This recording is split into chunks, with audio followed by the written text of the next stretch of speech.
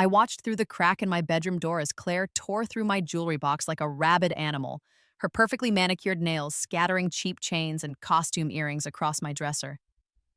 She was looking for the sapphire necklace, the one piece of real value I'd ever owned, the one thing our grandmother had given me before she died. The necklace that, in this timeline, was already locked away in a safety deposit box 3 states away. "Where is it?" she hissed, upending the box completely. "I know she keeps it here. That little bitch doesn't deserve it anyway." From my hiding spot, I smiled. This was different from last time. Last time I'd been at school when she'd stolen it, sold it to pay for her spring break trip to Cancun, and convinced our parents I'd lost it through my own carelessness. Last time, I'd cried for weeks while everyone told me I was irresponsible and didn't deserve nice things. Last time, I died at 23, broke and alone in a studio apartment, having put myself through college while my family funded Claire's endless failures. But I'd been given something impossible, a second chance. I'd woken up on my 16th birthday, 6 years in the past, with every painful memory of my first life intact. This time, I knew exactly what was coming, and this time, I was ready. "Mom!" Claire's shriek carried through the entire house. "Mom, Emma stole her necklace!" I counted to 5, then emerged from my room, expression perfectly calibrated to confused innocence. "What's going on?" My mother appeared at the top of the stairs, her face already set in that familiar expression of disappointment she reserved exclusively for me. Claire had inherited her sharp features and calculating eyes. I'd gotten my father's softer looks, which, in my mother's opinion, made me plain and forgettable. "Emma, where is your grandmother's necklace?" Mom's voice was ice. "In my jewelry box, where I always keep it." I kept my tone even, reasonable. "Why?" "Don't lie to me." She pushed past me into my room, surveying the chaos Claire had created. "Your sister needs to borrow it for the spring formal tonight, and apparently you've hidden it to be spiteful." The spring formal. Of course. In my previous life, Claire had worn that necklace to the dance, accidentally left it in her date's car, and claimed it was stolen. The insurance money, because yes, she'd convinced Mom to insure it under her own name, had funded her summer in Europe. "I didn't hide anything," I said calmly. "But I'm not comfortable lending out Grandma's necklace. It's the only thing I have from her." "It's just a necklace, Emma. Stop being so selfish." Mom's eyes narrowed. "Your sister has an important night, and you're going to ruin it because you're jealous." "I'm not jealous. I just don't want to lend it out." "You don't have a choice." Mom turned to Claire, her voice softening instantly. "Honey, don't worry. We'll find it. Emma probably moved it because she knew you'd want to wear it. She's always been like this." I watched Claire's performance, the trembling lip, the tears welling in her eyes, the way she made herself smaller and more vulnerable. She was good. She'd had our mother wrapped around her finger since we were children, and she knew exactly how to weaponize every moment. "It's okay, Mom," Claire whispered. I really wanted to wear something special tonight. Tyler said I should wear blue, and that necklace is perfect. And I just thought Emma would understand what it's like to want to feel pretty for once." The barb landed exactly as intended. Mom's expression hardened further as she looked at me. "Emma, I'm giving you one chance to do the right thing. Where is the necklace?" In my first life, I would have caved. I would have handed it over, desperate for any scrap of approval, any hint that maybe this time they'd see me as worth something. But I died knowing the truth. Nothing I did would ever be enough. Claire would always take, Mom would always enable her, and I would always be the villain in their story. "I honestly don't know what you're talking about," I said. "I haven't touched my jewelry box in days." That was technically true. I'd emptied it 2 weeks ago during a study session at my friend Jessica's house. Everything of value was gone. The necklace, Grandma's pearl earrings, the vintage brooch she'd left me, all safe, all far away from Claire's grasping hands. "Fine." Mom's voice dropped to that dangerous quiet that meant she was truly angry. You're grounded. No phone, no computer, no leaving the house except for school. Maybe when you're ready to stop being vindictive, we can revisit this conversation. But I didn't. Enough. She held up her hand. Claire, honey, let's go to the mall. We'll buy you something even better. I watched them leave, listened to Claire's grateful coos and Mom's soothing reassurances.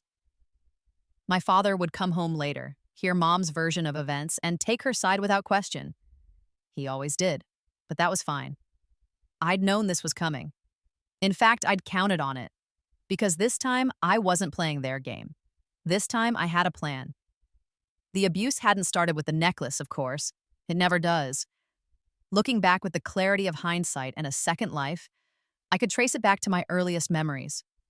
Claire was 3 years older, planned and wanted. I was the accident, the surprise pregnancy that had derailed my mother's career ambitions and forced my parents into a house they couldn't quite afford.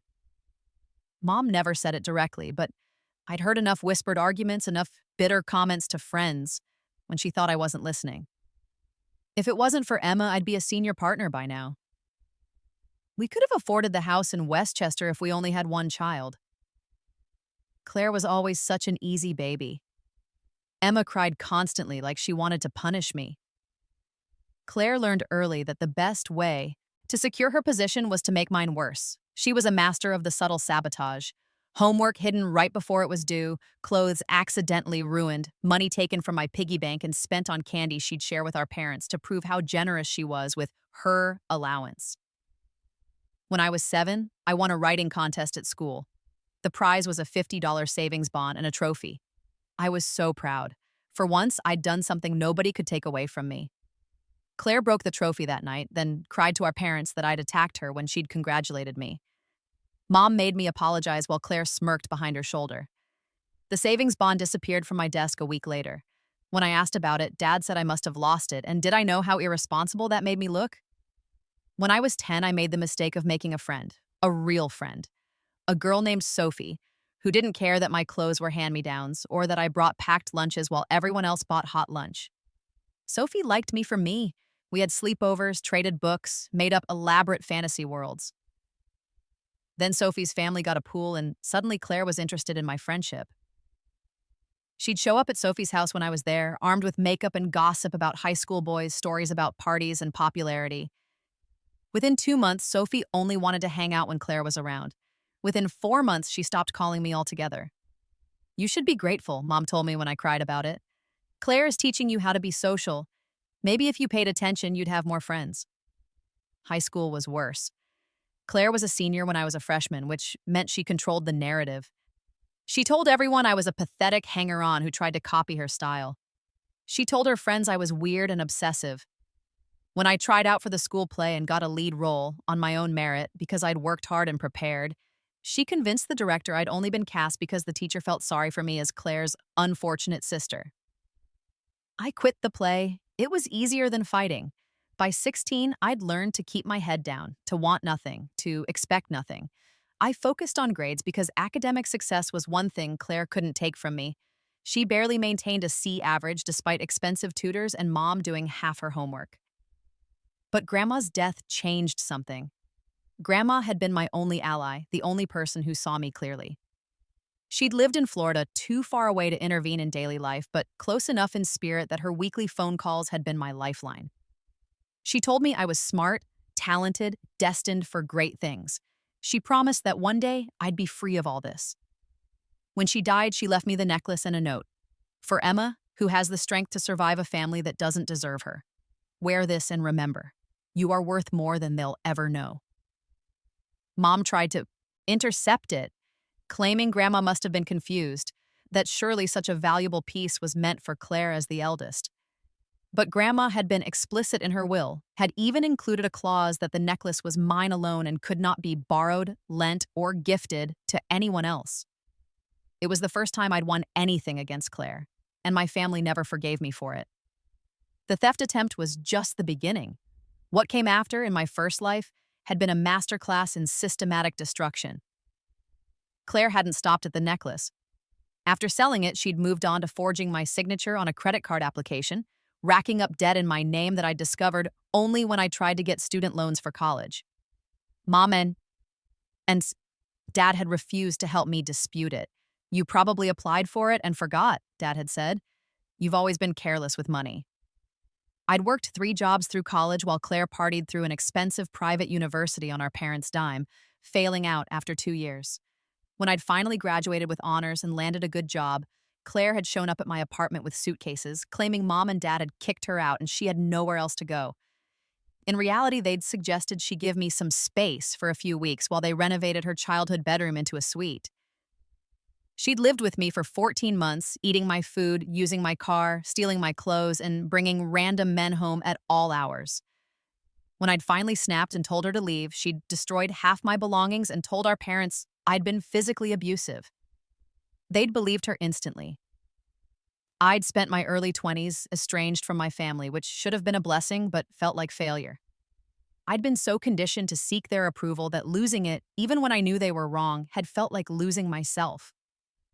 The final blow had come when I was 23. I'd been promoted to a senior position at work, finally making enough money to feel secure. Claire had called, crying, saying she'd made a terrible mistake and stolen money from Mom and Dad, and they were going to press charges unless she paid them back $15,000 immediately. I'd been so stunned that Claire was actually facing consequences that I'd emptied my savings to help her. I'd thought maybe this was a turning point, that maybe we could finally have a real relationship now that she was being honest. She'd taken my money, blocked my number, and moved to California with her boyfriend. I'd found out later from a former mutual friend that there had never been any stolen money. Mom and Dad had been in on the scheme, convincing Claire she deserved a fresh start, funded by the sister who owed her for years of jealousy. 6 months later, I died in a car accident on my way home from my second job, the one I'd taken to rebuild my savings. It hadn't been dramatic or meaningful, just a drunk driver running a red light, and suddenly I was gone. Except I wasn't gone. I'd woken up gasping in my childhood bed, my 16th birthday circled on the calendar on my wall, my phone buzzing with a text from Jessica asking if I wanted to come over after school. I'd spent the first week convinced I was having a psychotic break. The second week, I'd tested my knowledge of the future, small things like quiz answers and the outcome of a basketball game. Everything matched my memories. By the third week, I'd accepted the impossible. I'd been given a second chance at the worst years of my life, but with all the knowledge of how it would end. And I'd decided that this time, I wasn't going to be a victim. The night of the spring formal, while Claire was out dancing in a rental necklace that cost Mom $300, I was in my room researching emancipation laws and scholarship opportunities. The grounding didn't bother me. I hadn't planned to go anywhere anyway. I'd learned to enjoy my solitude in my first life, those brief periods when Claire wasn't around to poison everything. Around midnight, my door cracked open. Dad stood in the hallway, backlit and awkward. "Emma, you awake?" "Yeah." I closed my laptop, waited. He came in, sat on the edge of my bed like he used to when I was little, and he still sometimes remembered I was his daughter. "Your mom told me about the necklace situation." "Okay." She's upset with you. She thinks you're being difficult on purpose." "I'm not," I said. "I just didn't want to lend out Grandma's necklace." "I understand that, but Emma," he sighed, rubbed his face. "Sometimes you have to compromise. Family means sharing, even when it's hard." "Does Claire ever compromise?" The question seemed to startle him. "That's different. Claire's older. She has different responsibilities." "Like what? What responsibilities does Claire have that I don't?" "Emma, don't do this. Don't make me choose." That was the core of it, wasn't it? Every conflict came down to them choosing Claire. Every single time. "I'm not making you choose anything," I said quietly. "I just don't want to give away Grandma's necklace. That's all." He stood up, disappointed in me again. "I thought you were more mature than this. When you're ready to apologize to your sister and your mother, let me know." After he left, I lay in the dark and remembered my 23rd birthday in my first life. I'd spent it alone, eating takeout in my studio apartment. No calls from family. Claire had been in California. Mom and dad had been too busy. I'd died 7 weeks later, and according to the internet research I'd done in this timeline, my funeral had been small. Mom and dad had been there. Claire had been too devastated to attend, but had posted a lengthy Instagram tribute calling me her troubled little sister, who she'd tried so hard to help. The post had gone viral. She'd gained 50,000 followers off my death. Not this time. This time I was going to live. And more than that, I was going to win. The key to my plan wasn't just protecting my things or avoiding Claire's schemes. I'd learned in my first life that defense wasn't enough. My family would always find new ways to take from me, new reasons why I owed them everything, while they owed me nothing. No, I needed to build something they couldn't touch, couldn't steal, couldn't diminish. I needed to become so successful, so independent, so completely beyond their reach that they could never hurt me again. And I needed to make sure that when they inevitably tried to ride my coattails, there would be consequences. The morning after the spring formal, I created a detailed timeline.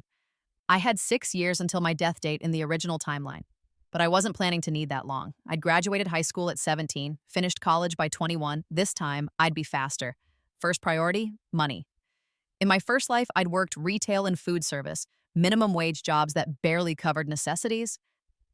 But I had something I hadn't had before, knowledge of the future. I knew which stocks would explode, which cryptocurrencies would soar, which small companies would be bought out by tech giants. The problem was I was 16 with no income and no capital. I needed seed money. That's where Grandma's necklace came in, the real reason I'd secured it so carefully. The necklace was worth approximately $30,000 according to the appraisal I'd had done in my first timeline. If I sold it strategically, I could turn that into significant capital. But I couldn't just sell it. That would raise questions, trigger the same accusations of irresponsibility. I needed to be smarter. I spent the next week researching, planning, preparing. The grounding helped, actually. It meant Claire and Mom left me alone, assuming I was suffering appropriately. Dad brought me meals with a hangdog expression, clearly hoping I'd break down and apologize. I smiled, thanked him, and continued working. On Saturday, I told my parents I was going to the library to study for an AP exam. This was technically still grounded behavior, so Mom agreed with visible reluctance. Be back by dinner. Of course.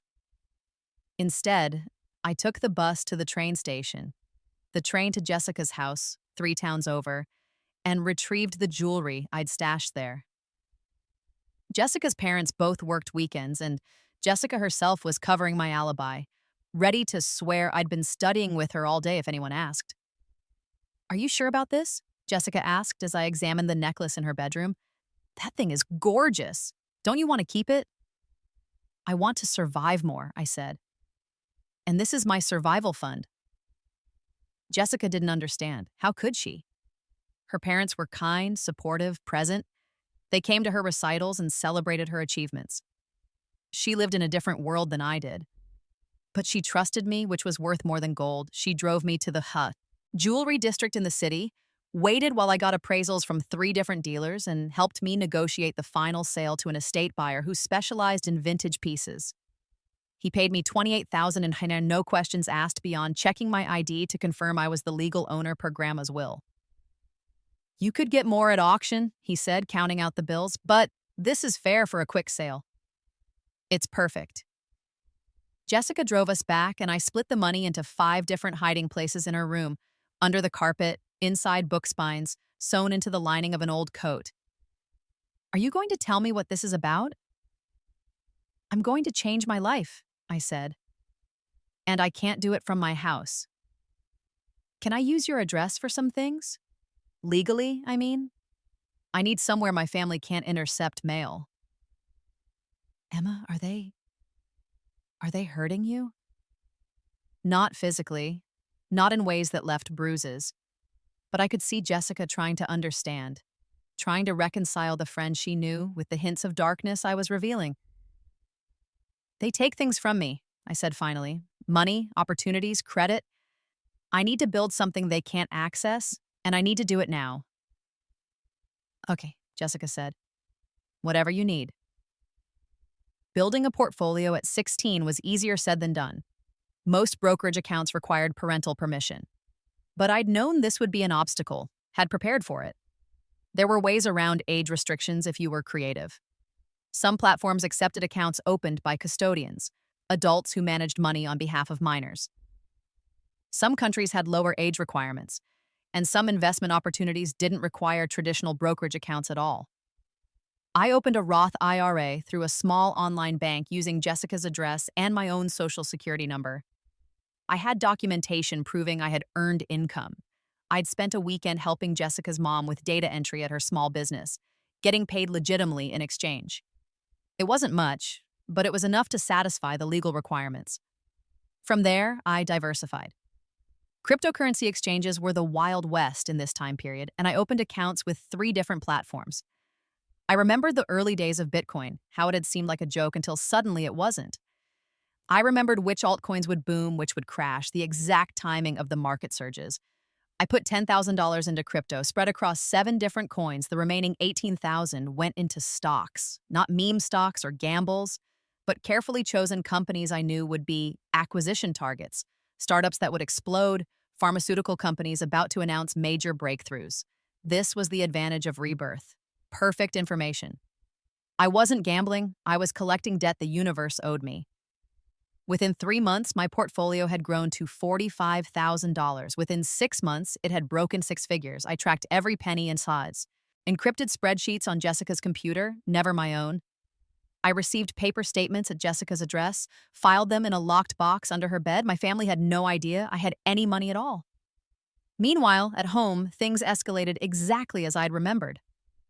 Claire discovered that her necklace from the spring formal had disappeared, and somehow this was also my fault. Mom accused me of stealing it out of spite, even though I'd been home and grounded the entire night she'd worn it. The rental company charged Mom a replacement fee of $500, which Mom decided I should pay back through chores and surrendering my allowance for the next year. I agreed without fighting. My allowance was $20 a month anyway, barely enough for anything. And the chores just meant I had excuses to be in different parts of the house, gathering information, documenting everything. Because that was phase 2 of my plan, evidence. I'd learned in my first life that people like Claire operate with impunity because nobody documents their abuse. It's all small things, easily dismissed, always with plausible deniability. But small things add up, and when you have years of proof, the narrative changes. I bought a small camera online, shipped to Jessica's address. I set it up in my room, hidden inside a fake air freshener. It caught Claire going through my things when she thought I wasn't home. It caught her reading my diary, trying on my clothes, stealing cash from my desk drawer. I installed keylogger software on the family computer after watching a YouTube tutorial. Within a week, I had Claire's passwords to everything: email, social media, bank accounts. I didn't use them immediately. I just collected information, built my case. I recorded conversations on my phone, kept a detailed journal with dates and times of every incident. When Mom accused me of lying about something Claire had broken, I had timestamps and photos. When Dad claimed I was making up the theft of my allowance money, I had video evidence of Claire pocketing it. I didn't show them any of this. Not yet. They wouldn't have cared anyway. I knew from experience that evidence didn't matter to people who'd already decided you were guilty. But I'd need it later, when the stakes were higher. The summer before my senior year of high school, Claire announced she was pregnant.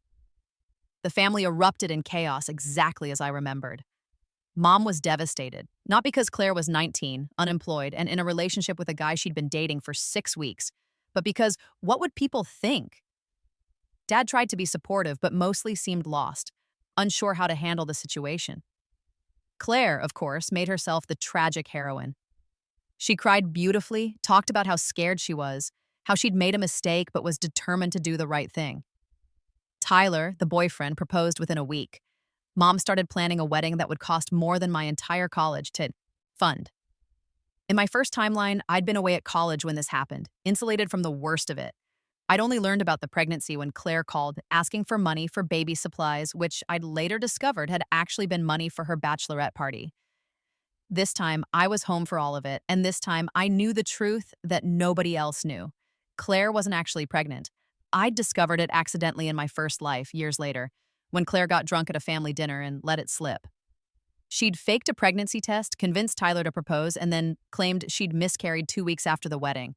The whole thing had been a scheme to lock down Tyler, whose family had money, and secure a wedding that doubled as a massive gift grab. In my first timeline, Tyler had divorced her 3 years later after discovering she'd been systematically draining his bank account. In this timeline, I wasn't going to let it get that far. The night Claire announced her pregnancy, I was in my room, door closed, music playing softly. I heard the commotion downstairs, the gasps and sobs, and I knew the script. Mom would cry, Dad would be stoic, Claire would be fragile and brave. I gave it an hour, then went downstairs to find Mom and Claire huddled together on the couch, looking at wedding magazines. Emma, Mom's voice was cold. I suppose Claire told you her news. I heard. I looked at my sister, at her performance of vulnerability. Congratulations, Claire. Thank you. Her voice was small, uncertain. Then she looked at me with those calculating eyes, and I saw the real Claire underneath. I hope you'll be supportive. I know we've had our differences, but family is supposed to be there for each other. The manipulation was so blatant, it was almost funny. She was setting up her narrative. If I questioned anything, I'd be the cruel sister who couldn't be happy for her. If I supported her, I'd be complicit in her schemes. Of course, I said. What do you need? Mom's surprise was visible. She'd expected me to make a scene, to be difficult. That's what I would have done in my first life, young and stupid and still trying to stand up for what was right. But I'd learned. Sometimes you have to let the con play out. Sometimes the best revenge is letting someone think they've won right up until the moment you destroy them. Well, Mom said carefully, we'll need to plan a wedding fairly quickly, before Claire starts showing. We were thinking late August, something small and elegant. That sounds nice. And since you're Claire's only sister, you'll be the maid of honor, of course. In my first timeline, I'd been away at college and hadn't been part of the wedding party at all, a fact that had hurt more than I'd admitted. Now, being included felt like a trap, because it was. I'd be honored, I said, keeping my face neutral. Claire's smile was pure victory. She thought she'd won again, thought she'd maneuvered me into supporting her scheme. She had no idea I'd already won, because I'd spent the last year and a half building an empire she couldn't imagine. My portfolio was now worth almost $300,000 thanks to several strategic moves in cryptocurrency and a biotech stock that had tripled when their drug got FDA approval. I'd turned 16 in March, taken the GED in May, and passed with perfect scores. I'd already applied to colleges, real colleges, prestigious programs with full scholarships. I'd been accepted to 3 Ivy League schools and a top-tier tech university in California. I'd chosen the California school because it was 3,000 miles away and offered the best computer science program in the country. I'd secured scholarships and grants that covered everything, and my portfolio investments would cover living expenses several times over. I was leaving in 6 weeks. My family didn't know yet. I'd tell them after the wedding, after I'd played my role perfectly, after I'd let Claire think she'd successfully used me one more time. Because the real victory wasn't stopping her scheme. It was being so far above it that it didn't matter. The wedding planning was a masterclass in family dysfunction. Mom threw herself into it with manic energy, spending money they didn't have on flowers and venues and designer dresses. Dad quietly paid the bills and looked increasingly stressed. Tyler, the groom, seemed dazed and scared, a 20-year-old kid who'd accidentally gotten trapped in someone else's drama. I actually felt bad for him. In my first timeline, I'd blamed him for enabling Claire, but seeing it play out again, I realized he was another victim. He'd thought he was dating a fun, spontaneous girl. Now he was being railroaded into marriage by her crying mother and his own sense of obligation.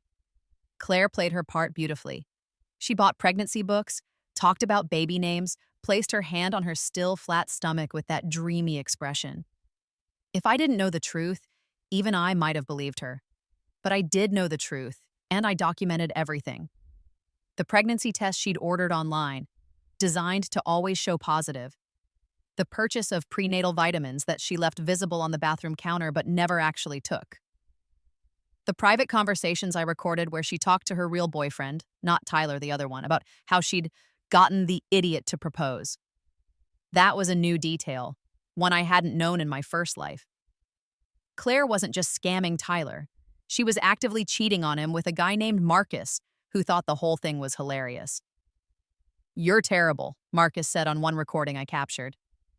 They were in Claire's room while Mom and Dad were at work, and I'd hidden a voice recorder under her bed. "What happens when he figures out you're not actually pregnant?"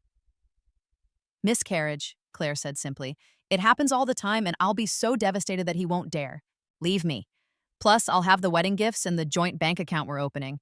By the time he realizes what's happening, I'll have enough money to leave him and move in with you." "You're going to break that poor guy's heart." "He'll survive. And anyway, his family has money. He should be grateful I'm even pretending to want him." I listened to this recording 3 times, making sure I had clean audio. Then I backed it up to 5 different cloud accounts. This was my insurance policy, my nuclear option if things went wrong. But I wasn't planning to use it yet, because I had a better idea. 3 weeks before the wedding, I finally told my parents about California. We were at dinner, one of the rare nights when everyone was home and sitting together. Claire was showing Mom bridesmaid dress options on her phone. Dad was reviewing bills with a furrowed brow. I'd made pasta because I was the one who cooked when Mom was too tired and Claire was too busy. "I have some news," I said during a lull in conversation. Mom didn't look up from the phone. "I took the GED in May. I passed, and I've been accepted to Stanford. I'm starting in September." The silence was immediate and total. Claire's phone clattered to the table. Mom's head snapped up. Dad froze mid-bite. "What?" Mom's voice was barely a whisper. "I'm going to Stanford, full scholarship plus grants. It's all set up. I leave August 28th. You..." Dad put down his fork. "Emma, that's not funny. It's not a joke. I have all the acceptance letters in my room. Do you want to see them?" "How could you? You're only 16. You haven't even graduated high school. I took the GED. I'm legally allowed to go to college. Stanford reviewed my transcripts and test scores and accepted me into their computer science program with a full ride." Mom's face had gone from white to red. "And you didn't think to discuss this with us? You just made this enormous decision on your own?" "I didn't think you'd care," I said honestly. "You've been pretty busy with Claire's wedding." "Don't you dare," Mom hissed. "Don't you dare make this about Claire's wedding. You're just jealous that she's getting attention for once." "For once?" The words escaped before I could stop them. "Mom, when is Claire not getting attention?" "That's not fair," Claire interjected, her voice wounded. "Emma, I know you're going through something right now, some kind of phase where you think the world is against you, but this is ridiculous. Lying about college to get attention during my wedding? I'm not lying, and I'm not trying to steal attention. I'm telling you I'm leaving in 3 weeks." "You're not going anywhere," Mom said flatly. "You're 16 years old. You need parental permission to leave the state, and I'm not giving it." I'd prepared for this. Actually, under California law, I don't need permission if I'm financially independent and attending an accredited university. I've already spoken to a lawyer. I have my own bank account, my own funds, and a legal residence in California. There's nothing you can do to stop me. That last part was a bluff. I hadn't actually established California residency yet, but I said it with enough confidence that they believed me. Dad looked like he'd been struck. "Emma, why are you doing this? Why are you trying to hurt us?" "I'm not trying to hurt anyone. I'm trying to have a life." "By abandoning your family?" Claire's tears were flowing now, real or fake. I couldn't tell anymore. "By running away right before my wedding?" "Emma, I need you. You're supposed to be my maid of honor. How can you do this to me?" And there it was. The wedding was 3 weeks away. My departure date was 1 week after. I'd timed it perfectly. "I'll be there for your wedding," I said. "I'm leaving after." "No." Mom stood up, towering over me. "You're not going to California. You're not going to college at 16. You're going to finish high school like a normal person, and then we'll discuss your options. This conversation is over. It's really not. I stood too, matched her energy. I'm going to Stanford. I've worked for this, I've earned it, and you can't stop me. You can be happy for me or you can be angry, but either way, I'm leaving on August 28th. I left the table, went to my room, and locked the door. Behind me, I heard the explosion. Mom screaming, Claire sobbing, Dad's rumbling voice trying to mediate. They'd be at it for hours. But it didn't matter. I'd drawn my line in the sand. And more importantly, I'd distracted them from the real move I was about to make. The week before the wedding, I helped Claire with all the last-minute preparations. I picked up her dress from alterations, confirmed the caterer, organized the seating chart. I played the perfect sister, supportive and selfless, and I watched Claire relax into the certainty that she'd won again. I'm glad you're coming around, she told me 2 days before the wedding. We were in her room steaming the bridesmaids' dresses. I know Mom and Dad are still upset about your college thing, but I think it's great. Really? You're so smart, Emma. You should go to Stanford. The lie was so smooth, I almost admired it. She didn't think it was great. She was furious that I was leaving, that I'd found a way out. But she was focused on her own scheme, too distracted to really worry about mine. Thanks, Claire. I mean it, and hey, maybe when you're rich and successful, you can help out your big sister, right? She laughed like it was a joke, but I heard the calculation underneath. She was already planning how to exploit my future success. Maybe, I said neutrally. The wedding day dawned clear and beautiful. The ceremony was at a boutique hotel, elegant and expensive. Claire looked stunning in her white dress. Tyler looked terrified at the altar, and Mom cried throughout the entire ceremony. I stood as maid of honor, held Claire's bouquet, smiled for the photos. I gave a toast at the reception about how happy I was for my sister, how she deserved all the love in the world. I danced with Dad during the father-daughter dance when he couldn't find Claire. She was outside with Marcus, I later discovered, having a quick makeout session behind the catering truck. It was perfect, almost too perfect, the last beautiful moment before everything came crashing down. During the reception, while everyone was drinking and dancing and celebrating, I excused myself to the bathroom. Instead, I went to the hotel's business center, logged into the computer, and sent 3 emails. The first was to Tyler from an anonymous account.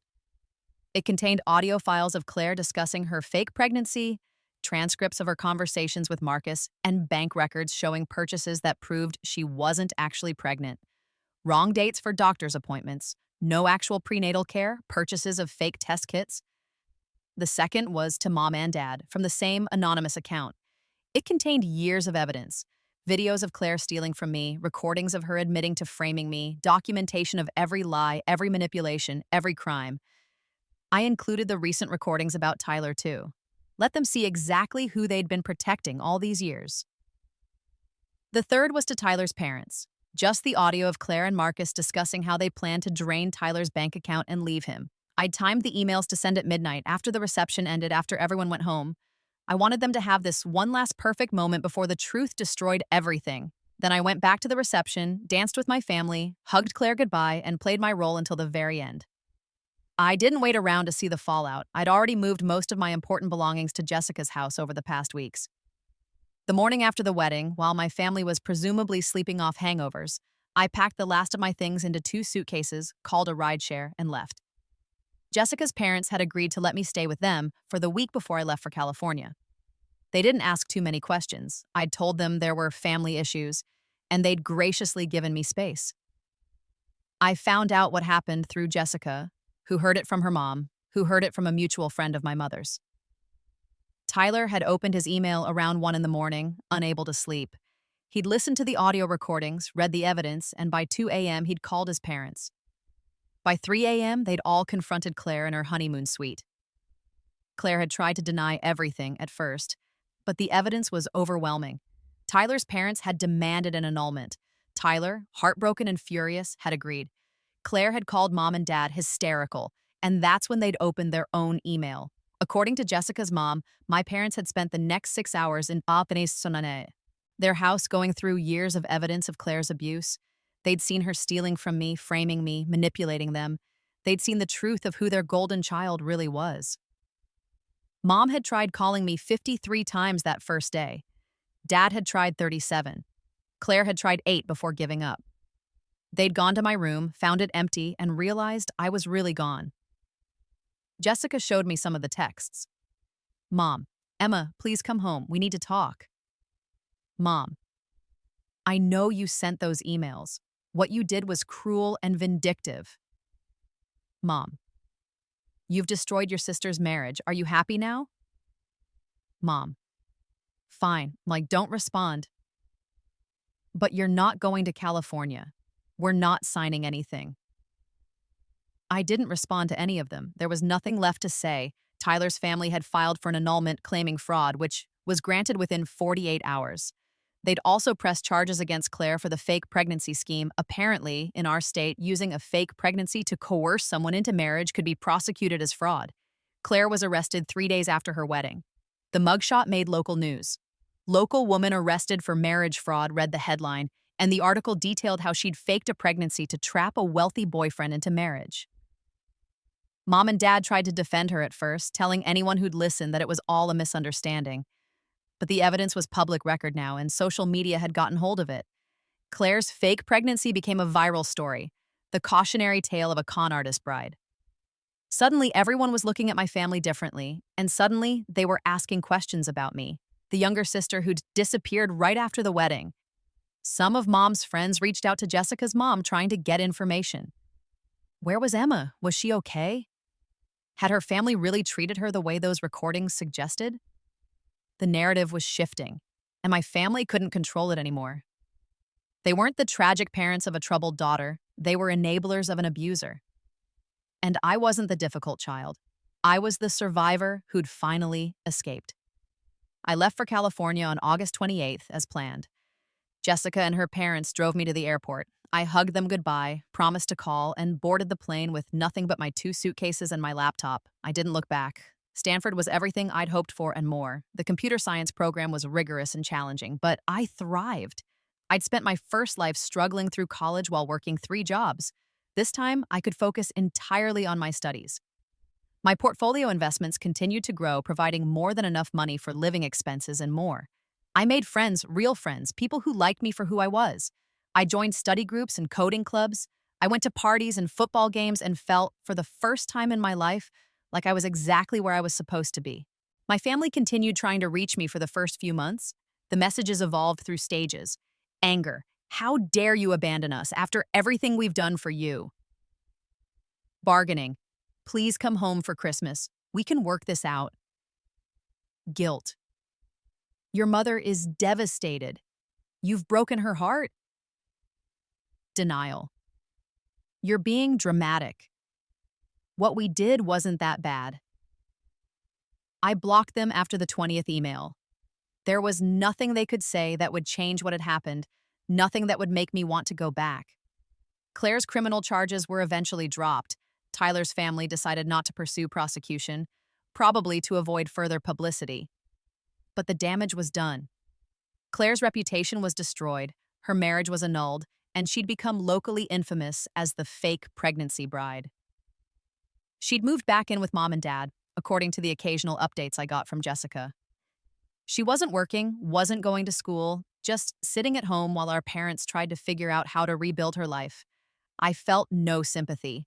She'd had every advantage, every opportunity, and she'd used them all to hurt people. This was consequence, not cruelty. I graduated from Stanford in 3 years instead of 4, summa cum laude. My portfolio was now worth over $2 million thanks to Bitcoin hitting heights that seemed insane, but that I'd known were coming. I'd also filed several software patents during my time at school, security algorithms that I knew would be valuable in the coming years. I was 20 years old with a Stanford degree, a multi-million-dollar net worth, and no family obligations. I was free in ways I'd never imagined possible. I got a job at a prestigious tech company in San Francisco, not because I needed the money, but because I wanted the experience. Within 6 months, I was promoted to senior developer. Within a year, I was leading a team. I bought a house in Pacific Heights, nothing huge, but beautiful and mine. I decorated it exactly how I wanted, filled it with books and art and comfortable furniture. I hosted dinner parties for my friends, went hiking on weekends, took a pottery class just because it sounded fun. I was living the life I dreamed of in my first timeline, the life I died before I could achieve. And it was better than I'd imagined because I'd earned every bit of it myself. The contact came 4 years after I'd left home. I was 24 years old, working on my second startup, preparing to launch an app that would revolutionize mobile security. My net worth had broken 8 figures. I owned 2 houses and drove a Tesla. I'd been featured in Forbes' 30 Under 30 list. The email came from a lawyer representing my mother's estate. I stared at it for a long time before opening it. Estate. That meant she was dead. The email explained that my mother had passed away from a sudden heart attack. The funeral had been a week ago. I hadn't been informed because they hadn't been able to locate me. I'd changed my phone number and hadn't updated my contact information with any family members. The lawyer was writing because Mom had left a will, and surprisingly, I was mentioned in it. I didn't go back for any kind of service. Whatever Mom had left me, I didn't want it. But curiosity made me respond to the lawyer, and we set up a video call to discuss the estate. Your mother left you a letter, the lawyer explained, an older woman with kind eyes, and a small inheritance, about $15,000. The bulk of the estate went to your father and sister, but she specifically set this aside for you. I don't want it. I understand this is complicated, she said gently, but perhaps you'd like to read the letter first. You can decide about the money after. She emailed me a scanned copy. I almost deleted it, but something made me open it. The letter was written in Mom's careful handwriting, dated 3 months before her death. Emma, if you're reading this, I'm gone. I don't expect you to mourn me, and I don't expect you to forgive me. I'm writing this because I need you to know that I know. I know what we did to you. I know what I let happen. I know that every time you tried to tell me the truth, I chose not to believe you. I chose Claire over you again and again until you had no choice but to leave. The night of Claire's wedding, when I saw those recordings, I finally understood. I saw years of abuse that I'd enabled, years of pain that I'd dismissed. I saw you begging for help in 100 different ways, and I saw myself turning away every single time. I tried to find you after you left. I wanted to apologize, to explain, to somehow make things right, but you'd disappeared completely, and I realized that was probably what you needed. You needed to be free of us. Claire still lives with us. She never recovered from the scandal. She's angry and bitter, and she blames you for everything, even though I finally know that she brought it all on herself. Your father he's heartbroken. He knows we failed you. We both do.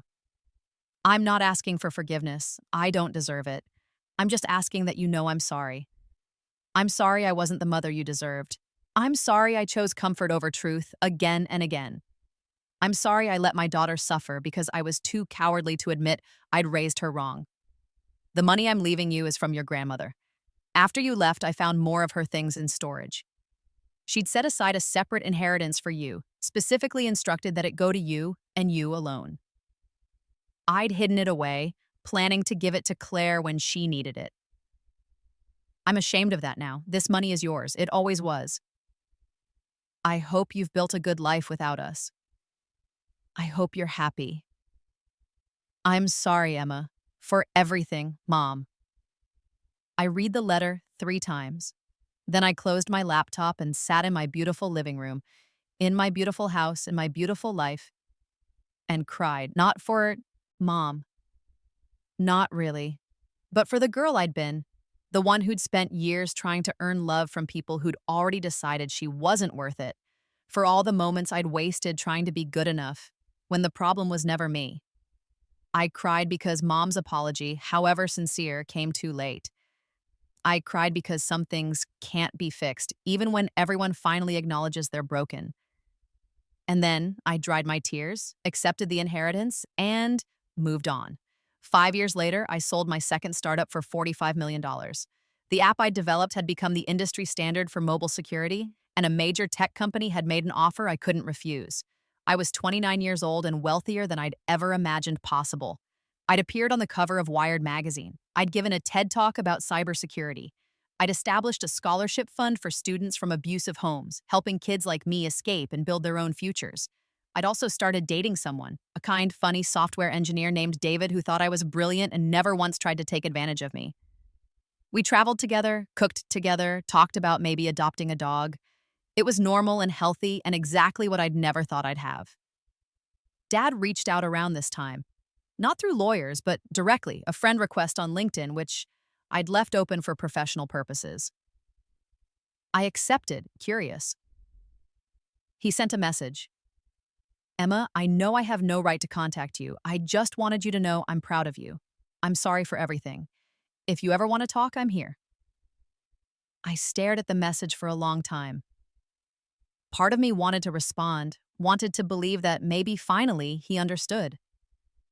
Part of me remembered every time he'd chosen Mom and Claire over me, every time he'd looked me in the eye and decided I was lying. In the end, I wrote back, "Thank you for the message. I appreciate the apology. I'm not ready for more than this, but I wish you well."